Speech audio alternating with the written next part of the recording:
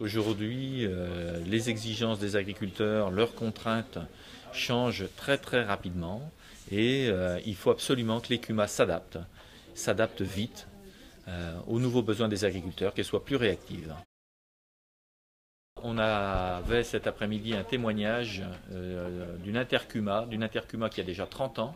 Et donc on voit que ce sont aussi des projets qui se construisent dans la durée. Une intercuma de Haute-Vilaine qui aujourd'hui mutualise un service complet d'épandage de lisier sur une douzaine de cumas et qui est devenu un service très performant avec du gros matériel certes, mais un service complet où on épand 90 000 m3 avec deux combinés, deux engins. Et donc ça nous permet d'avoir un service réalisé pour l'agriculteur qui lui coûte moins cher que s'il le faisait lui-même avec son propre matériel.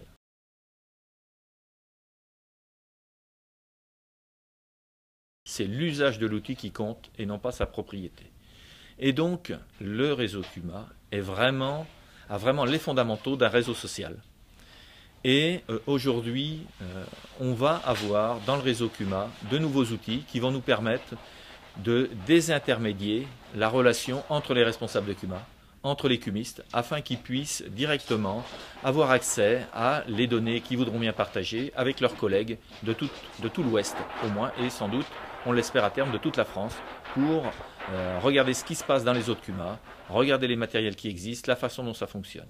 Et donc ces cartes interactives, pour moi, c'est un outil que je réclame depuis des années et je pense que ça va donner aux gens envie d'aller les consulter et envie de discuter avec des cumistes.